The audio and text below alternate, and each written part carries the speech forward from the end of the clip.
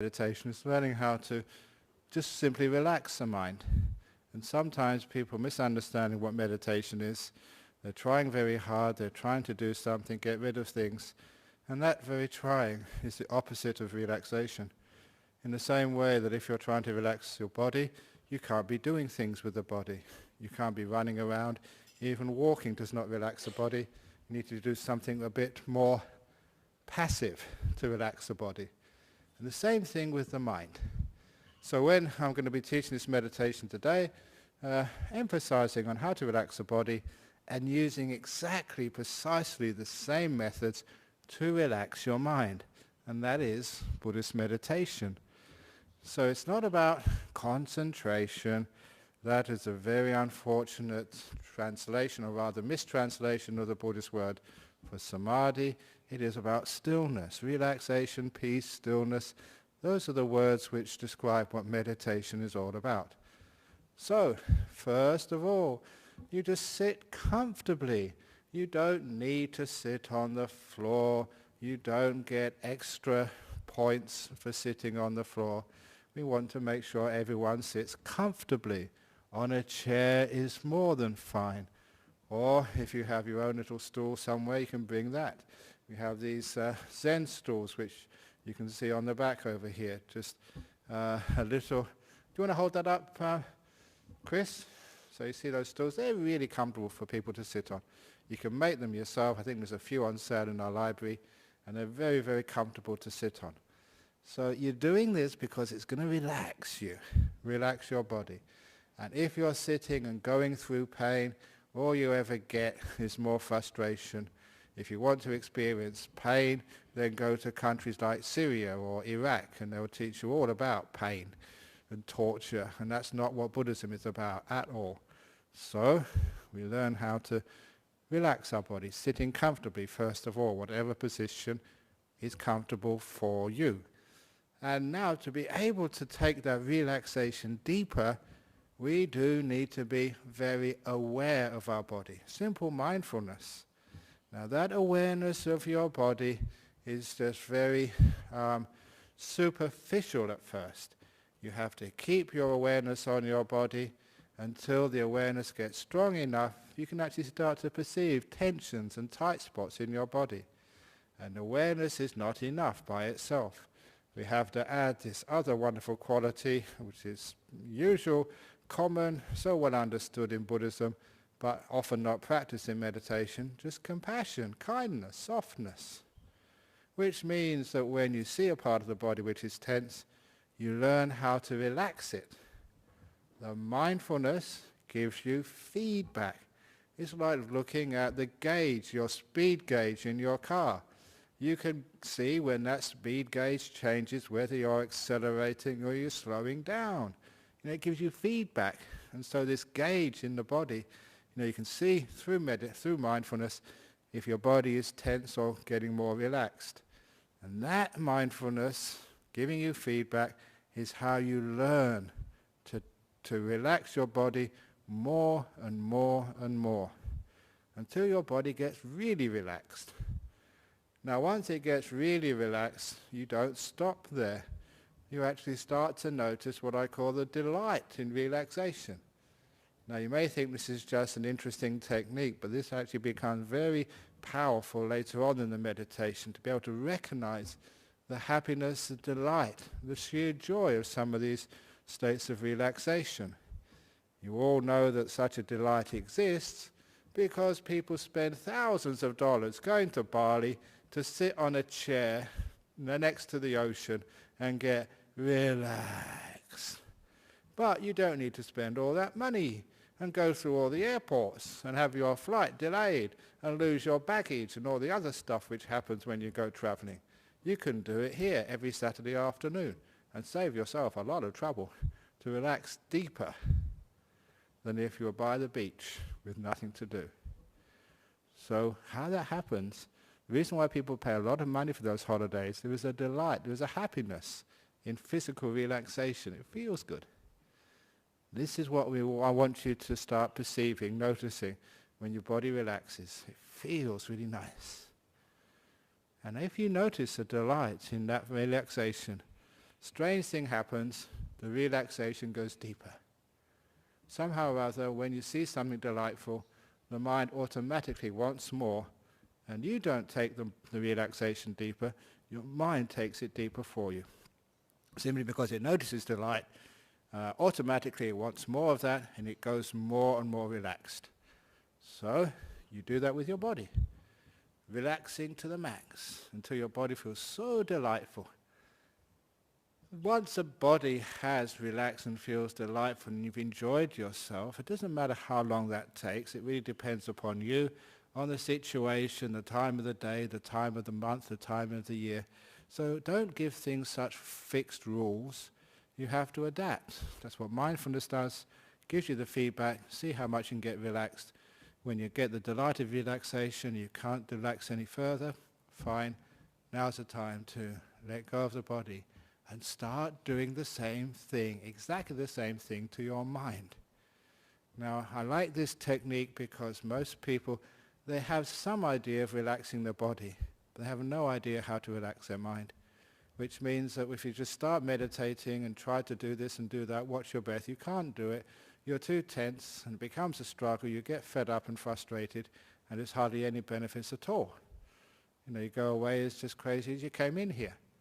But if you can learn how to relax the body first of all, and then you'll find you can apply those exact same techniques to relax your mental world. So once the body feels good, then you look at your mental world, and it's full of all these problems from the past, all these worries about the future, all these things which are like aches and pains, but now not in the body. They're aches and pains in your mental world.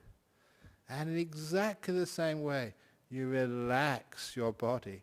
In exactly that way, you relax the mind. So it may have something in the past, something which happened to you this morning you can't really get rid of. Number one, you can't take an ache in the body and say, get out of here. You have to deal with it, heal it, look after it, tend it, care for it. And then the aches and pains in the body disappear. In the same way, use mindfulness and some kindness to relax the body. You do exactly the same, awareness and kindness, to relax your mental world. For example, somebody said something really nasty to you this morning. And you can't just say, get rid of it, get out of here. You be aware of it and be kind to it. And you find that awareness and kindness, just like it relaxes the body, takes away the pressure and the tensions in your body. It takes away the pressure of the past. The past doesn't seem to be dragging you back with a tension. When you're kind to something, you find it softens. So I call this softening the past. Aware of it, kind to it, allowing it to be. And it gets just like an ache in the body. It gets less tight, more loose, until it gets so loose, it just vanishes away. That's how you deal with the past. And the same may be worried about the future. Maybe the results of your biopsy are coming out on Monday, or kids are doing their year 12 exams, or whatever it is you're really afraid of. You can't just say, I'm not going to pay any attention to that thing in the future. You can't do this by force. Be aware and be kind. Be kind to your future. Soften it rather than fighting it. And then you find even the future gets so soft that it too just vanishes away. You are literally relaxing your mental world. So the aches and the pains of the body, the past and the future in the mind, they just disappear. And you have this whole attitude of not doing something. That's the opposite of relaxation. It's just letting things be. As they say, if people go to Bali, to get away from it all. And what do you do when you meditate? You don't get away from anything. All those thoughts and memories, they keep flooding in, even more than ever. You're not getting away from it, you're just really getting into it. So to get away from it, get away from the past, away from the future by relaxing. And when you do get into the present moment, this place called now, again, relax with the now. As I say, be a friend to this present moment. Don't be an owner, don't be a controller, don't be a boss. People are really good. They're not bosses most of the time. But when it gets to their family, maybe then they're the boss. When it gets to their body, they're certainly the boss. When it gets to the mind, they're the control freak, the dictator. So don't be a dictator to your mind. Otherwise, you'll abuse it. Be a friend. Have a relationship to your mental world of friendliness. It's your old mind. You've spent a lot of time together. In fact, you spent all your life together. If you're a Buddhist, you spent many lives together with your old mind. It's about time you've got a good relationship with it, because you can divorce your wife, you can get rid of your body with euthanasia, but you can't get rid of your mind any which way at all. So you're stuck with it, so you better learn how to love it and be kind to it, because you can't escape. So learn how to be kind to your mind, especially in this present moment.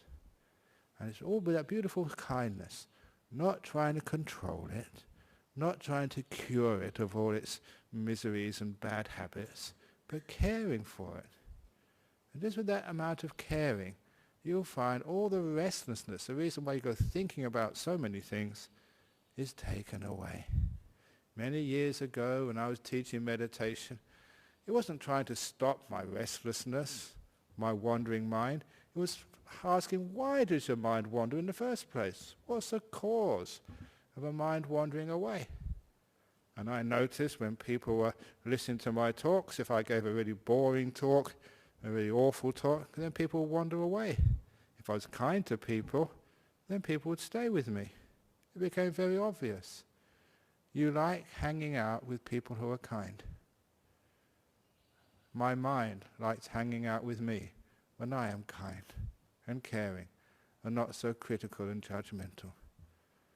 So I developed, when I'm watching my mind, not to be judgmental, not to be critical, not to be a control freak, but I look upon my mind as my dear old friend. So we hang out together.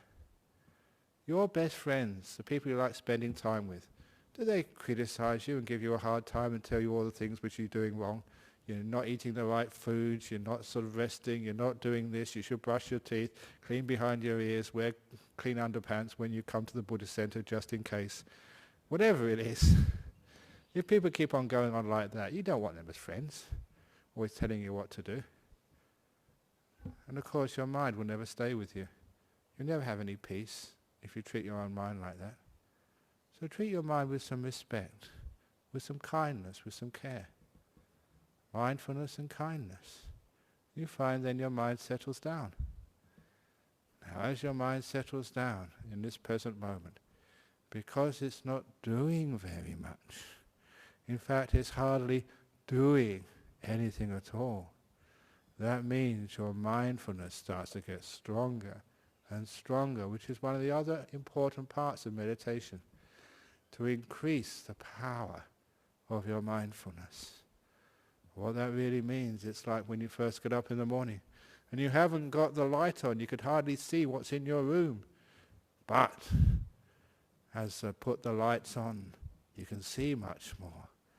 You can feel much more. You can taste much more when your mindfulness starts to get strong. Literally, you are waking up. That's what the word the Buddha means. It is the awakened one, from the word bujjhati, to wake up. So you get mindfulness gets stronger and stronger and stronger through stillness. And then you start to really enjoy the meditation. You see so much more in your mind. And the other thing with mindfulness increasing, the stronger it gets, there is a free gift, like you get the free gift in the cornflakes packet. You get the free gift when you go traveling a lot. You get these frequent flyer points so you can upgrade. If you meditate a lot, the mindfulness gets upgraded, and the free gift is happiness.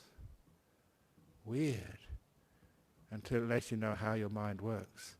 But the stronger your mindfulness, the happier you feel.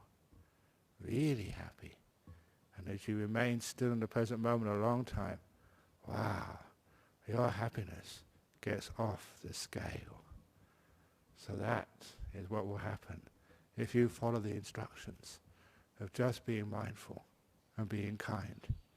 The same way you relax the body, you relax the mind, and you bliss out of your skull. Oh, what fun. So, that's the marketing. Now we actually buy the product. So, sitting down, we can now do some meditation. Now I will guide you for the first 10 minutes or so, and then I will let you go off on your journey into the bliss and peace of relaxation.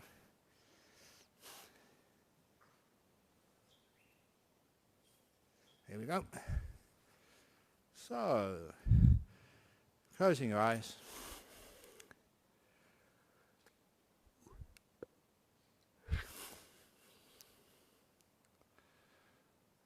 And deciding not to fight. We're not going to fight the world now. We're going to relax with the world. We're not fighting our body, but learning how to be at peace with our body. But first of all, you may not be sitting in the best position. So if you want to adjust your body, wiggle your bottom, adjust the legs, have a scratch, have a nose blow, whatever you want to do, please do it now, out of respect for your bodily peace.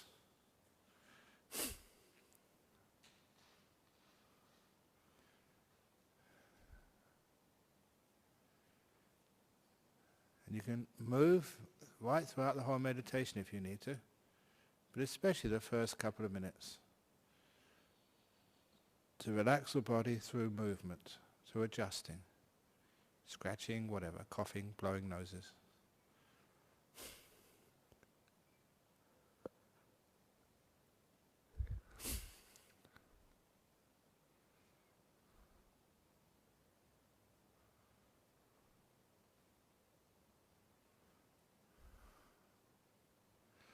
And once that coarse relaxation of the body through bodily movement is complete, now relax the body even further. If there's any tightness or tension anywhere in the body, any pain, any irritation, be fully aware of it. And don't try and get rid of that pain, that ache, that irritation. Trying to get rid of it would make it worse. Like a barking dog, if you try and chase it away, it will come and bite you.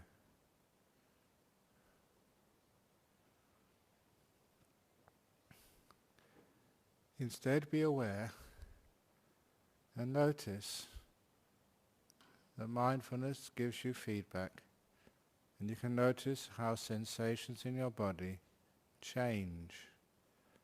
They're not always the same amount of pain or irritation. They lessen. Sometimes they get more. Find out why they get relaxed. What attitude of your mind, when sent to your body, makes the tensions be relieved, makes the aches a little less painful. What opens up blockages? What is that? By watching the dial of mindfulness, you'll find that it's kindness, it's beautiful love, acceptance, embracing, caring, which relaxes your body deeper and deeper. Just like a mother comforting her child when it's sick, takes away the pain. Or a little act of kindness you see through the day takes away the pain of life when you see how beautiful it can be.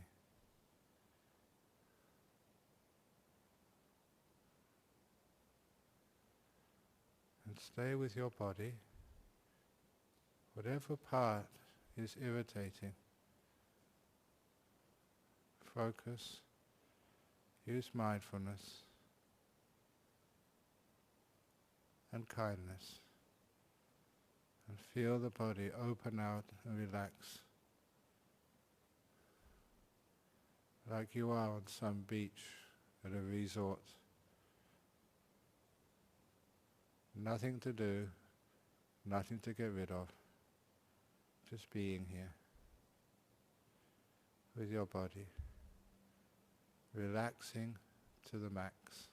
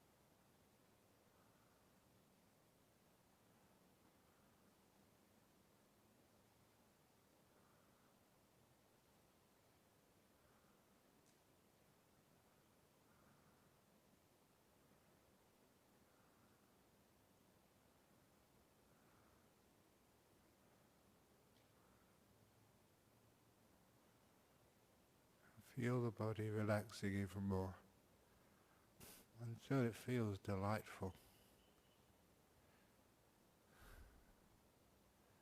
See if you can be aware of the delight of relaxation. If you can notice the delight of relaxation, the relaxation goes even deeper, all by itself.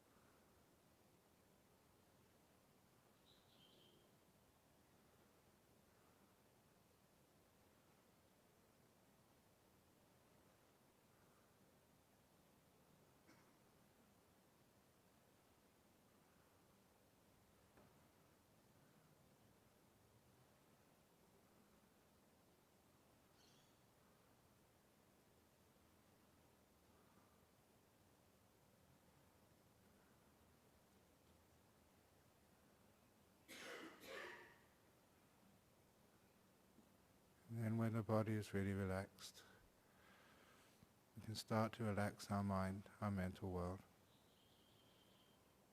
All the problems of the past or the future, whichever comes up, be aware and be kind to it. Soften it.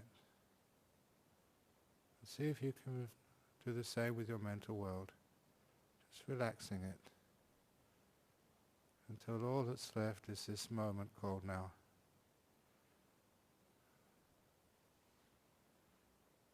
And you look at this moment called now as your best friend. Don't try and hold this moment with force. Don't use willpower, use kindness. Stay with this moment. And enjoy the delight of a relaxed mental world. Getting away from it all.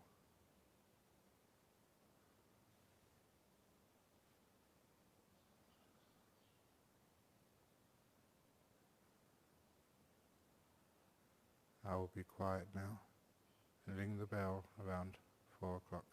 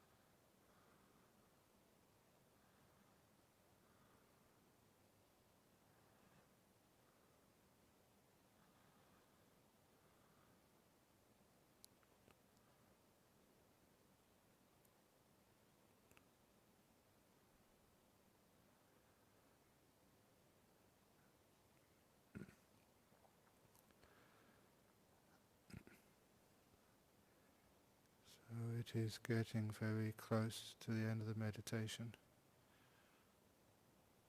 How relaxed are you? Body and mind.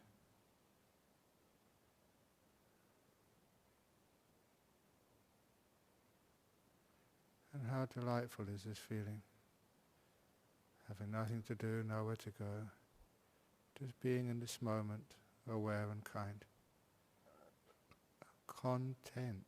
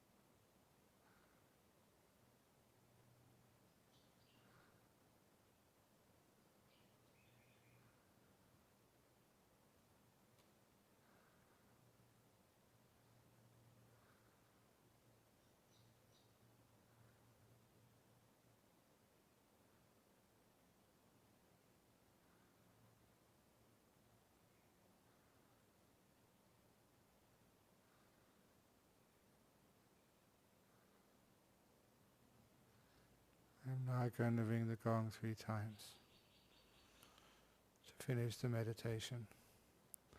Please don't open your eyes until the last ringing of the gong fades away.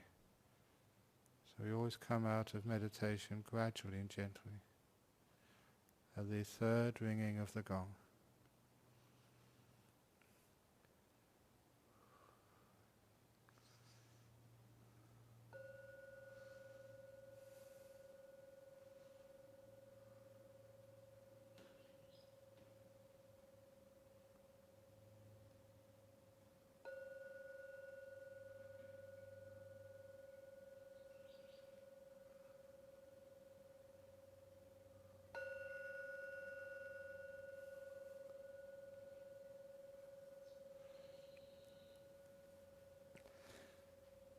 There we go.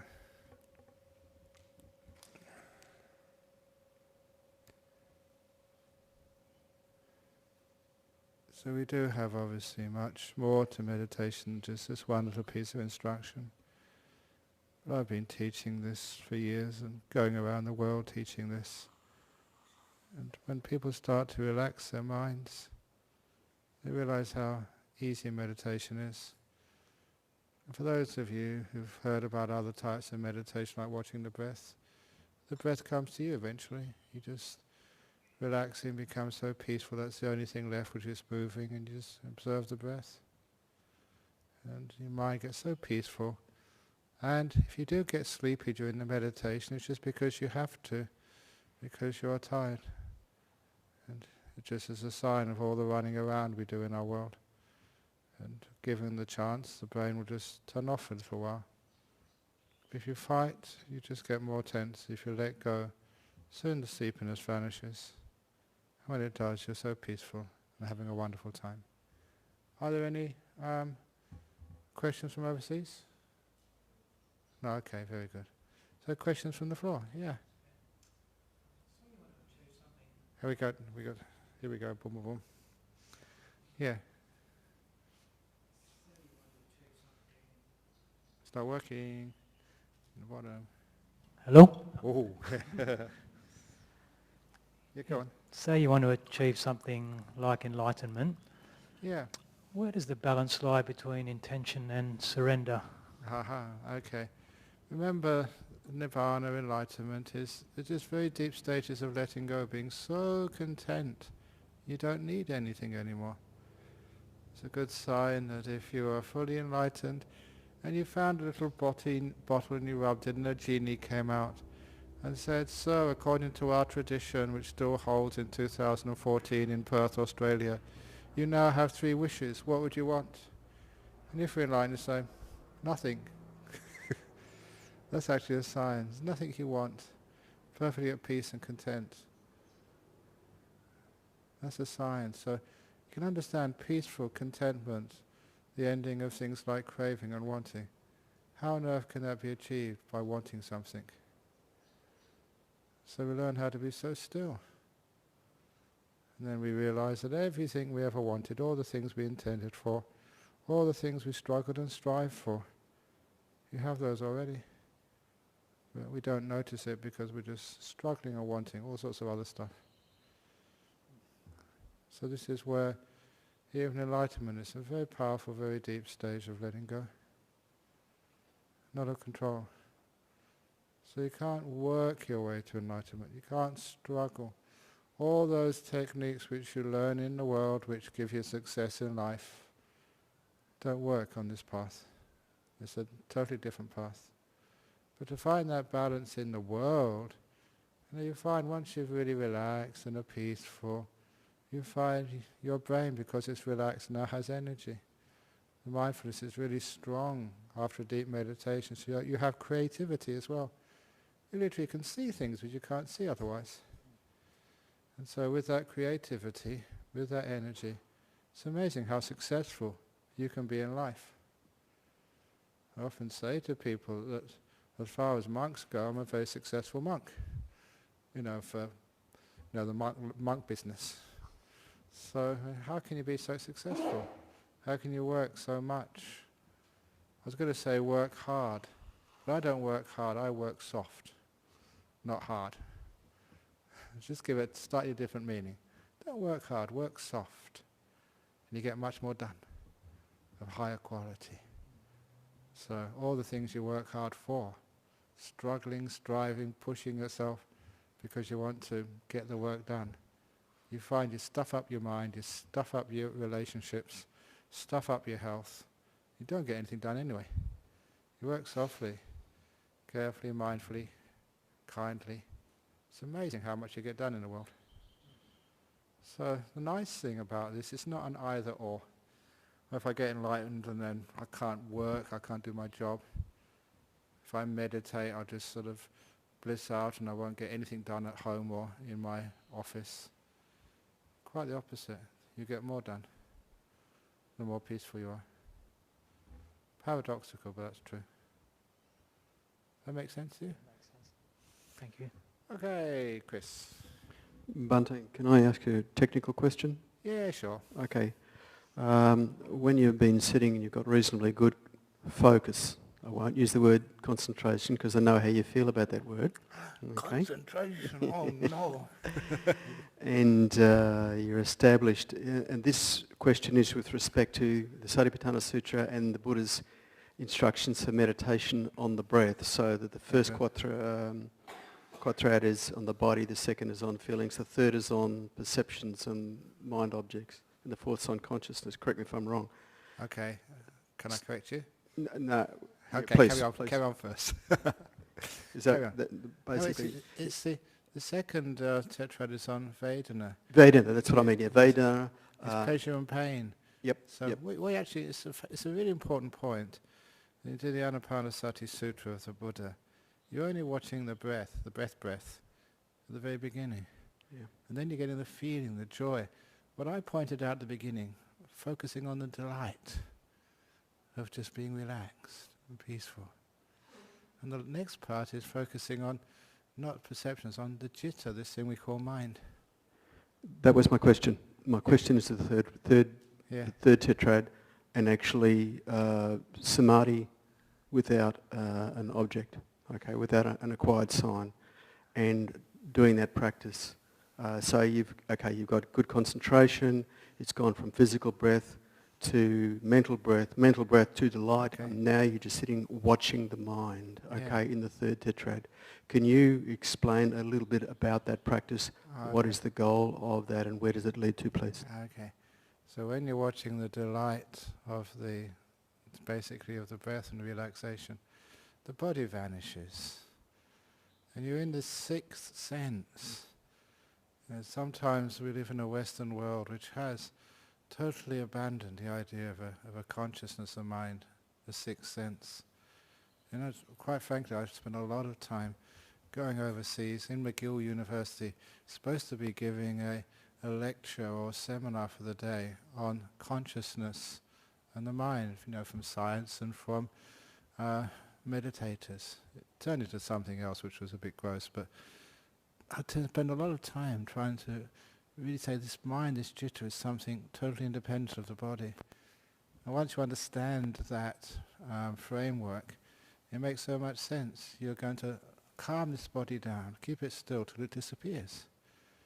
So the first 8 parts of the Anapanasati Sutra are learning how to let go of this body and the 5 senses. The first 8? Yeah. Okay. Yeah. Okay, it's a mental breath, that's good, but how you perceive the mental breath is through the joy of it, through the happiness of it. It's like, seeing Chris and noticing how happy you are, rather than just, how, I was going to say something. Is that you watch Ajahn Brahm, instead of watching, how fat he is, how happy he is. Just so your perception is of the joy and the happiness part. And then it becomes just, that disappears with the body and the breath disappears. And then you just got this citta, this mind. Can you say something about that, please? Yeah, how it usually occurs for most people is they see a light in their mind. A light. Yeah, okay. Were you talking about nimittas? Nimittas, yeah, exactly.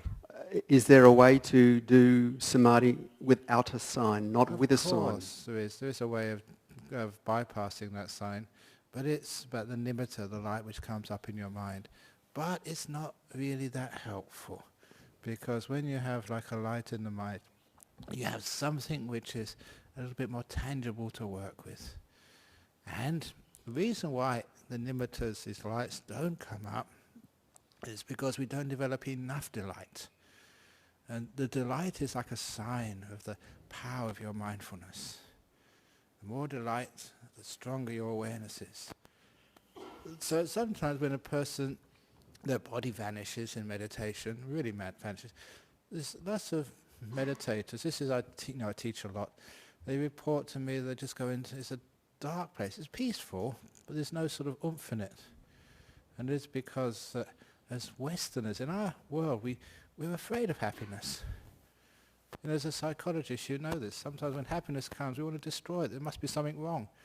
I'm not allowed to be happy because I've been a bad boy when I was a kid. And your mum said you're never good enough. Whatever it was, that there is a huge amount of resistance to being happy.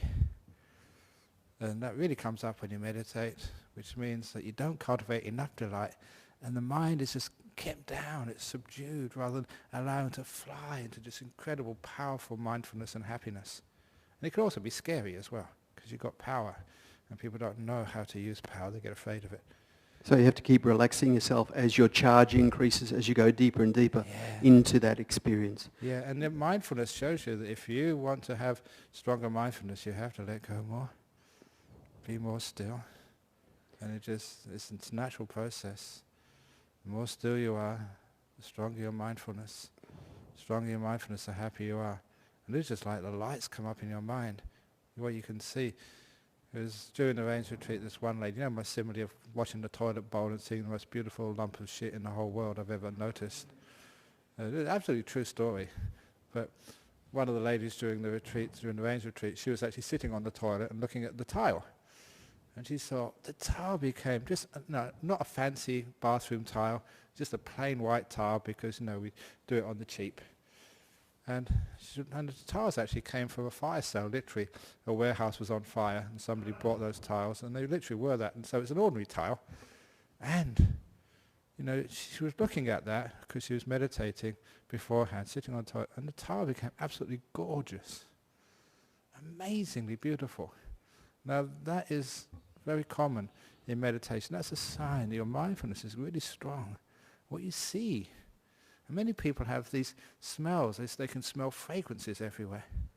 Just because your sense of smell has just got really beautiful. And if you feel the body, just stroke up, it's incredibly soft. Basically that's a sign that your mindfulness is getting very strong. 5 senses that vanish. And that mindfulness, it sees this mind, it's gorgeous. So once you have that gorgeousness, that happiness there, then it's nearly always you see the beautiful light. If you're peaceful, you haven't developed the happiness part, and the 5 senses have vanished, then you don't really get the strong nimittas.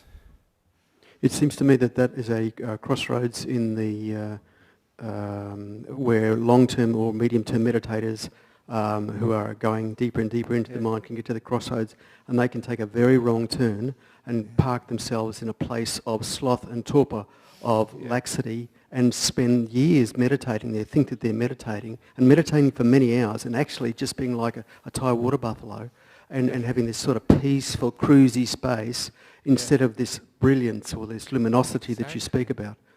Indeed, and one of the reasons is, again, because, and I say this is technical, but it's an important part because this keeps coming up. Even recently, I think it was just on Wednesday night in London, somebody asked me, he said, but you're going to attach to that happiness. And I have an idea in Buddhism, we're not supposed to be attached to anything. Everything we have to be detached to. And I counter with just the first little say, if you're on the back of a motorbike in London, please be attached. Don't fall off. And I say that because obviously in life there are many things we have to be attached to. And when it gets to the bliss of these meditations, I quote now the Buddha. This is Pasadika Sutta. You've heard me say this before. This is recorded. So if you look at the Pasadika Sutra of the Digha Nikaya, that's the place where the Buddha answers that question. Precisely. What happens if you really start to indulge in the bliss of these meditations? And that's where the Buddha says specifically, only 4 possibilities, first, second, third, fourth stage of enlightenment. That's what happens if you get attached to the bliss of the jhanas. In other words, we're supposed to do this. This is what we're supposed to do. Remember some Thai forest monk, I forget who it was, he said, being attached to the jhanas, that's not a problem, it's attached to all the other stuff which is a problem. Attached to the jhanas, the bliss of meditation, that's not a problem at all. That leads to being enlightened. So that's when these nimittas come up and they're really powerful. Oh, just get into them, go for them. And that's when those stages of meditation in the 9th, 10th, 11th, 12th, is, you've got to sort of stabilize that beautiful light. Empower it. Spread it. Now, first of all, you experience it. That's number 9. Then samadhahang is that's actually the 10th. Sampasadana, that means just bring it more joy. I call it, polishing it, brightening it, making the light more radiant, more intense. And then the samadhahang, the 11th stage, is you keep it still so it's not going around the place. Focus, perfectly still, incredibly bright. And the 12th one is when you enter the jhanas. Is there any other way in that stage? There is other ways of going into the jhanas, but that is actually just going through the bliss. In other words, it's bypassing the nimitta stage, but yes, through a feeling of great bliss and peace. And does it always have to be consolidated through a nimitta into jhana, or can you just get actually that luminosity in that stage? Luminosity is fine, but you have to really sort of get a lot of energy up. Thank you. High energy, beautiful letting go. Because the more you let go, the less you do, the more mindfulness gets a big boost. Thank you. Yeah, sure.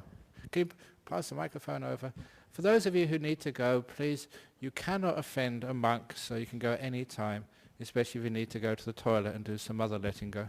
Yes? I think you just answered it, but how long should you, if you've got the time or whatever, there's no danger in just going deeper and deeper and into your meditation, if you find it, I don't know if it's endorphins or whatever, if it's going good. If it's going good, carry on. Yeah, just in one sitting, if you want to do it for, for half the night or something, or something like that, there's no, There's no time limit. It's only here because we advertise 45 minutes, so I try and keep that. But when I teach a retreat, I like telling jokes, but the jokes are there for a purpose. We keep no bell silence. No bells. I hate ringing this gong because sometimes I'm having a good time and I have to come out for you and ring this blooming gong. I don't want to. I'm enjoying myself. A few times that's been very difficult for me, sitting up here, ringing this gong at 4 o'clock. And if I had the choice, if you weren't here, I'd be still meditating here. So keep it natural. Yeah. There are times when 10 minutes is enough. Yeah. You realize you're getting nowhere. You just, pushing yourself against a brick wall, it's not going to work. Other times, half an hour is just the right time. Sometimes a couple of hours, and you're having a great time. Yep. So if you're having a good time, please carry on. Yeah. I just thought, it's because it sounds a bit weird, sort of like... Yeah, no, it's not weird at all, it's natural. Doing it all through like half the night or something. Or Sometimes even as a monk, meditated for many years, and there are some times when I'm just really hot, and meditation hot, not full of heat hot. Yeah. You really get into it, and you're just really going, and you don't want to come out. Yeah. And there are other times, maybe you're tired, or you're sick, or there's something wrong, and after half an hour now, you realize this is enough. Yeah. And after many years of meditating, you know that. You know whether you're just wasting time carrying on, or whether you're carrying on, wow, this is going to really work this time. And so I think, like, if you sit down at a certain time each day, it's okay. Like, That's okay as 'cause well, sometimes but you go through a bad patch and then you don't do it for a few days, and then it's harder to get back into it. but if you keep meditating a certain time, and you force yourself, then you'll start giving it up. So it's better, like, to do it when you feel like it. Exactly. And I say that simply because if you force yourself, like anything else, the mind gets resentment and anger, like you force a kid. Yeah. You don't use force, but sometimes you can use a bit of rewards, a bit of temptation.